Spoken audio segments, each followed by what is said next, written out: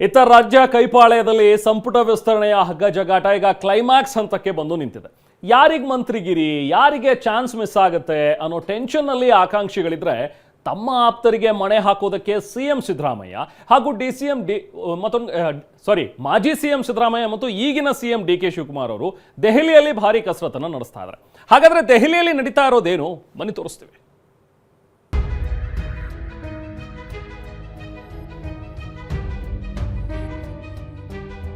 Final ನಾನು ಮಾತಾಡಬೇಕು, ನಮ್ಮ ಲೀಡರ್ಗಳು ನಾವು ಕರಿತೀವಿ ಎಂದು ಹೇಳಿದ್ದಾರೆ. ಕ್ಲೈಮ್ಯಾಕ್ಸ್ಗೆ ಬಂದ ಸಂಪುಟ ವಿಸ್ತರಣೆ ಪಟ್ಟಿ ನಾಳೆ ಬಹುತೇಕ ಫೈನಲ್.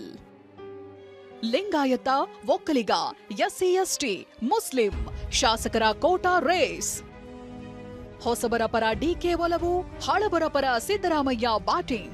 ರಾಜ್ಯ ಕಾಂಗ್ರೆಸ್ನ ಮಹತ್ವಾಕಾಂಕ್ಷೆಯ ಸಚಿವ ಸಂಪುಟ ವಿಸ್ತರಣೆಗೆ ಕ್ಷಣಗಣನೆ ಶುರುವಾಗಿದೆ. ದೆಹಲಿಯಲ್ಲಿ ರಾಜ್ಯ ನಾಯಕರಾದ ಸಿಎಂ ಡಿ.ಕೆ. ಶಿವಕುಮಾರ್, ಬಿಕೆ ಹರಿಪ್ರಸಾದ್, ಮಾಜಿ ಸಿಎಂ ಸಿದ್ದರಾಮಯ್ಯ ಜೊತೆ ಇಂದು ಸಭೆಗೆ ಹೈಕಮಾಂಡ್ ಸಿದ್ಧವಾಗಿತ್ತು. ಆದರೆ ಲೋಕಸಭೆ ಕಾರ್ಯಕಲಾಪ ಹಿನ್ನೆಲೆ ರಾಹುಲ್ ಜೊತೆಗಿನ ಇಂದಿನ ಸಭೆ ರದ್ದಾಗಿದೆ. ನಾಳೆಗೆ ಮುಂದೂಡಿಕೆಯಾಗಿದೆ. ನಾಳೆಯ ಸಭೆಯ ಸಮಯ ಇನ್ನೂ ನಿಗದಿಯಾಗಿಲ್ಲ. ಈ ಸಭೆಯಲ್ಲಿ ಸಂಪುಟ ಸೇರ್ಪಡೆಯಾಗುವ ಶಾಸಕರ ಬಗ್ಗೆ ವಿವರವಾಗಿ ಚರ್ಚೆ ನಡೆಯಲಿದೆ.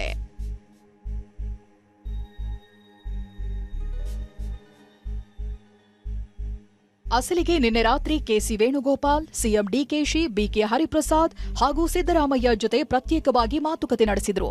ಮೂವರು ನಾಯಕರು ಪಟ್ಟಿ ಸಲ್ಲಿಕೆ ಮಾಡಿದ್ದು ಸಂಪುಟ ರಚನೆಯ ಮಾನದಂಡವನ್ನ ಇನ್ನೊಮ್ಮೆ ಚರ್ಚೆ ಮಾಡಿದ್ರು. 60% 75% ಹೊಸ ಮುಖಗಳಿಗೆ ಅವಕಾಶ ಕೊಡಬೇಕು ಅನ್ನೋದು ಸಿಎಂ ಡಿ.ಕೆ. ಶಿವಕುಮಾರ್ ಒಲವು. ಈ ಮೂಲಕ ಹಿರಿಯರ ಕಿರಿಕಿರಿ ಬೇಡ ಅನ್ನೋದು ಸಿಎಂ ಡಿಕೆ ಲೆಕ್ಕಾಚಾರ. ಆದರೆ ಮಾಜಿ ಸಿಎಂ ಸಿದ್ದರಾಮಯ್ಯ ಹಿರಿಯರಿಗೆ ಮಣೆ ಹಾಕಲೇಬೇಕು ಅಂತ ಪಟ್ಟು ಹಿಡಿದಿದ್ದಾರೆ. ಇನ್ನೊಂದು ಕಡೆ ಹೈಕಮಾಂಡ್ 20 ಸ್ಥಾನಗಳ ಪೈಕಿ ಕನಿಷ್ಠ 12 ಮಂದಿ ಹೊಸಬರಿಗೆ ಮಣೆ ಹಾಕೋ ಬಗ್ಗೆ ಚಿಂತಿಸಿದೆ. ಇನ್ನು ಮೂವರು ನಾಯಕರು ಕೊಟ್ಟಿರುವ ಪಟ್ಟಿಯ ಪೈಕಿ 14 ಹೆಸರಿಗೆ ಸಹಮತವಿದ್ದು ಬಾಕಿ ಇರುವ 6 ಹೆಸರುಗಳಿಗೆ ಚರ್ಚೆ ಆಗಬೇಕಿದೆ ಎನ್ನಲಾಗಿದೆ.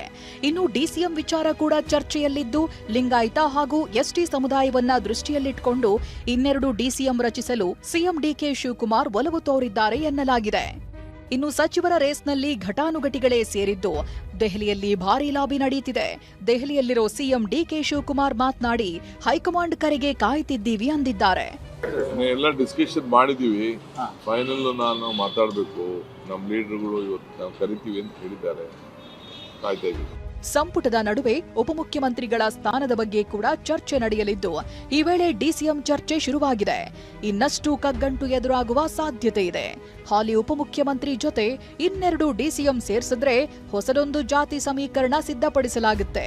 ಅತ್ತ ಸಂಪುಟವನ್ನ ಸಹ ಮುಂದಿನ 2028ರ ಚುನಾವಣೆಯನ್ನ ಗಮನದಲ್ಲಿಟ್ಟುಕೊಂಡು ರಚಿಸಲು ತೀರ್ಮಾನಿಸಲಾಗಿದ್ದು ಕೆಲ ಹೊಸ ಮುಖಗಳು ಕೊನೆ ಕ್ಷಣದಲ್ಲಿ ಎಂಟ್ರಿಯಾದರೂ ಅಚ್ಚರಿಯೇನಿಲ್ಲ. ಪ್ರಸನ್ನ ಜೊತೆ ಪ್ರಮೋದ್, ಟಿವಿ9 ಬೆಂಗಳೂರು.